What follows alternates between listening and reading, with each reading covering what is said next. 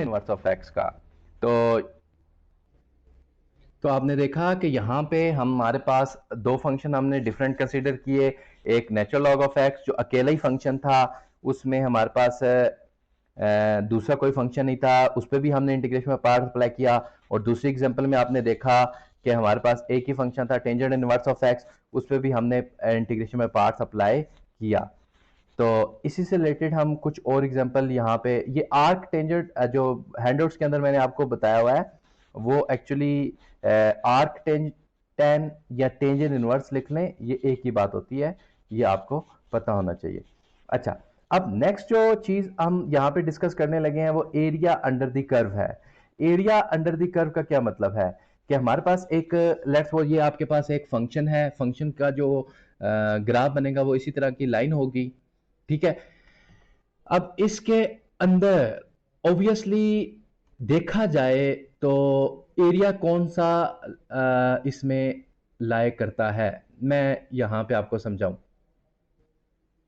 ये जो green colour हुआ है, आल दो ये एरिया तो है ही है, लेकिन अंडर द कर्व अगर आप कहेंगे तो अंडर द कर्व का क्या मतलब है? अंडर द कर्व का मतलब है कि इसके नीचे सारे का सारा एरिया, और उस सारे के सारे एरिया में ये भी चीज आ जाती है, ये भी चीज आ जाती है, ये भी चीज आ जाती है। तो हम actually area under the curve को क्या कंसीडर करें?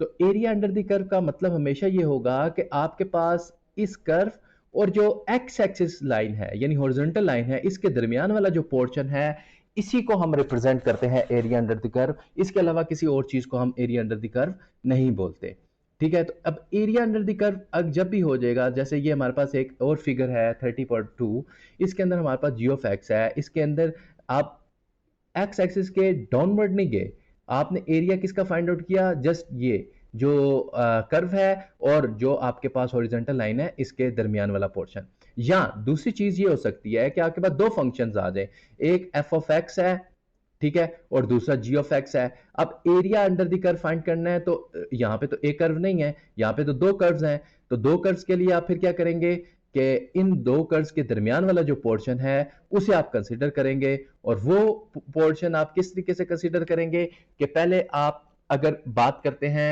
एरिया अंडर द कर्व सिर्फ एक ही फंक्शन का, ठीक है, लेट्स सपोज मैं यहां पे मैं कहता हूं कि हमारे पास एक फंक्शन है और वो है एफ ऑफ एक्स, इसका एरिया फाइंड आउट करना है under the curve from a to b, तो ये कोई भी आ जाएगा, लेट्स सपोज L1, ठीक है। और दूसरा जो जी ऑफ एक्स है, इसका भी इंटीग्रेशन हमने फाइंड आउट करनी है, तो जी ऑफ एक्स की फ्रॉम ए टू बी, तो ये हमारे पास L2 के इक्वल आ जाएगा।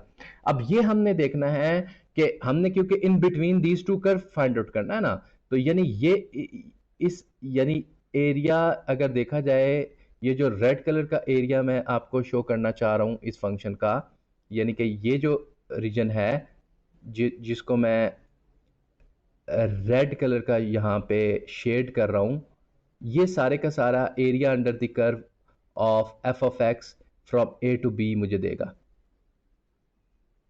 ठीक है। ऑन दी अदर हैंड अगर मैं दूसरे पोर्शन को हाईलाइट कर दूं, यानी कि L2 को, तो L2 मुझे कौन सा पोर्शन देगा? जो ये मैं येलो कलर का हाईलाइट कर रहा हूं, इसमें कुछ ऐसा पोर्शन है जो दोनों में कॉमन है, ठीक है। अब हमने वो कॉमन रीजन जो है ना वो एक्सक्लूड करना है। तो एक्सक्लूड कैसे करेंगे? बहुत आसान सी चीज है कि L2 जो है वो सॉरी L1, L1 में से अगर मैं L2 माइनस कर दूंगा, तो मेरे पास जो रिक्वायर्ड रीजन आएगा वो यही वाला रीजन आएगा जो कि in between these two curve है। तो ये हमारे पास एक एप्लीकेशन है इंटीग्रेशन की, कि इंटीग्रेशन की मदद से हम एरिया अंडर द कर्व भी फाइंड आउट कर सकते हैं। अब एरिया अंडर द कर्व जब हमने फाइंड आउट किया है, तो ये इंटीग्रेशन की मदद से किया है, और इसमें इंटीग्रेशन जो है वो जो यूज हो रहे हैं वो डेफिनेट इंटीग्रल है। तो यहाँ पे कॉन्सेप्ट आता है डेफिनेट इंटीग्रल का। डेफिनेट इंटीग्रल का मतलब ये है कि आपके पास इंटीग्रेशन में जो लिमिट है वो हमेशा गिवन होगी। तो सबसे पहले इस एग्जांपल को सॉल्व करने से पहले, यानी कि find the area of the region enclosed between y is equal to x square and y is equal to x plus 6। इससे पहले मैं डेफिनेट इंटीग्रल से रिलेटेड कुछ आपको इंट्रोडक्शन देना चाह रहा हूँ कि डेफिनेट इंटीग्रल में जो हमने लास्ट वीक में भी डिस्कस किया था कि लेट्स सपोज 2 एंड 5 आ जाता है और साथ हमारे पास एक्स स्क्वायर है इंटू डी एक्स। मैं एक छोटी सी एग्जांपल दे के समझाना ये चाह रहा हूँ कि हम डेफिनेट इंटीग्रल को सॉल्व कैसे किया करेंगे। अगर 2x 5 है, 2 से लेके 5 तक है और एक्स स्क्वायर को हमने इंटीग्रेट करना है तो क्या करेंगे, पहले पार को नहीं, पहले यानी लिमिट को नहीं देखेंगे, पहले इंटीग्रेशन लेंगे। x3 की एक्स स्क्वायर की इंटीग्रेशन क्या होती है, x3/3 फ्रॉम, अब लिमिट अप्लाई होगी यानी 2 to 5। ठीक है, तो अब हमने पहले अपर लिमिट पुट करनी है यानी कि 1/3 एज इट इज, और x3 at x is equal to 5 ये अपर लिमिट पुट होगी, माइनस x3, और अब लोअर लिमिट क्या थी, x इज इक्वल टू 2। ठीक है, अब 1/3 तो दोनों के साथ आएगा। ओके, 1/3 यहां पे मैं x की जगह पे 5 पुट कर रहा हूं तो 5 raise to power 3 minus x की जगह पे मैं यहां पे सब्स्टिट्यूट कर रहा हूं 2 रेज़ टू पावर 3। ओके, तो इसी तरीके से 1/3 और 5 रेज़ टू पावर 3 मतलब 125 माइनस 2 रेज़ टू पावर 3 मतलब 8। तो इसी तरीके से अगर मैं इसको सॉल्व करता हूं और हमारे पास आ जाता है 117 divided by 3, that is your answer. ये हमारे पास आंसर है। अब हम अपने प्रॉब्लम की तरफ चलते हैं। यहाँ पे हमारे पास दो फंक्शंस हैं। एक फंक्शन है y is equal to x square, इसका भी मैंने ड्रॉ कर ली, और दूसरा हमारे पास y is equal to x+6। ये इंपॉर्टेंट टॉपिक है एरिया अंडर द कर्व में। जब हमारे दो डिफरेंट कर्व्स हैं तो स्ट्रेटजी आपने क्या रखनी है कि इन दोनों फंक्शंस का आपने ग्राफ ड्रा कर लेना है। जब आपने ग्राफ ड्रा कर लिया तो फिर आपने ये देखना है कि हमें जो रिक्वायर्ड पोर्शन है वो कौन सा चाहिए। ऑब्वियसली ये हमारे पास जो लाइन है ये y is equal to x+6 की लाइन है, और ये जो ग्राफ है y is equal to x square का है। इसके दरमियान ये एरिया अंडर द कर्व आ रहा है। तो हमें कहाँ से कहाँ तक एरिया अंडर द कर्व चाहिए, इस पॉइंट से, यानी ये जो पॉइंट आपके पास यहाँ पे x का आएगा, इसे मैं x1 कह रहा हूँ, और ये जो पॉइंट आएगा इसे मैं x2 कह रहा हूँ। ये हमें रिक्वायर्ड होंगे।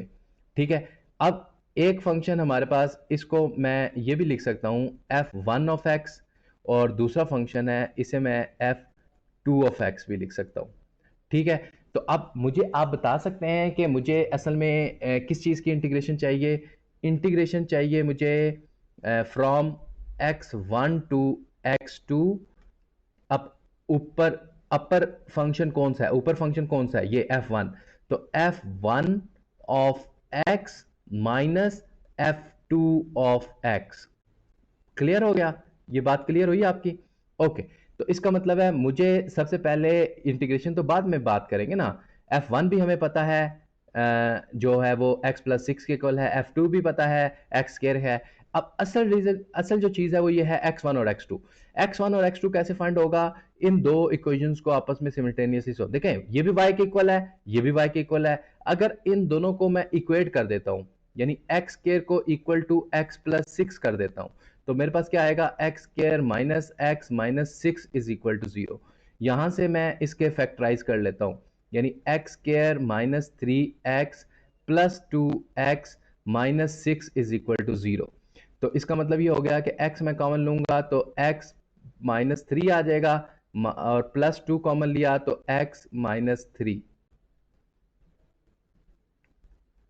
अब इन दोनों में से मैं x माइनस 3 कॉमन लूंगा तो मेरे पास क्या चीज रह जाएगी, x plus 2 is equal to 0, is equal to 0। तो x minus 3 is equal to 0 implies that x is equal to 3, और x plus 2 is equal to 0 implies that x is equal to minus 2। तो हमारे पास दो values आ गई, एक -2 और एक 3, यानी कि ये x1 जो है वो क्या है, -2। आप ये कहेंगे x2 क्यों नहीं है -2, क्योंकि देखें ना ये ओरिजिन है, ओरिजिन से लेफ्ट साइड पे जो चीज होगी वो किस फॉर्म में होगी, वो -2 के इक्वल होगी ना। तो यही चीज दो वैल्यूज फाइंड आउट करने के बाद हमने यहाँ पे क्या किया कि इन दोनों को इंटीग्रेट कर दिया फ्रॉम -2 to 3। ये फर्स्ट फंक्शन था इसी तरीके से हमने इसका ये फर्स्ट फंक्शन कंसिडर किया, g of x second function consider किया, दोनों को हमने इंटीग्रेट किया, x square by two plus 6x minus x 3/3। तो इसको हमने उसी तरीके से upper limit minus lower limit करके सोल्यूशन निकाल लिया विच इज इक्वल टू 125/6। तो ये हमारे पास एरिया अंडर द कर्व आ गया है, जो कि इन बिटवीन टू कर्व्स है, f of x one and f of x and g of x. तो ये हमारा आज का जो लेक्चर था वो यहाँ पे कंप्लीट हुआ। इससे रिलेटेड अगर आपको कोई क्वेश्चन हो तो आप मुझसे पूछ सकते हैं। इसके अलावा हम जो ऑनलाइन क्लास लेंगे उसके अंदर भी इस लेक्चर से रिलेटेड किसी किस्म का कोई भी क्वेश्चन है वो आप वहाँ पे भी पूछ सकते हैं, हम उसे वहाँ पे ही आंसर करेंगे। तब बाकी हम नेक्स्ट वीक में मिलेंगे। Thank you very much.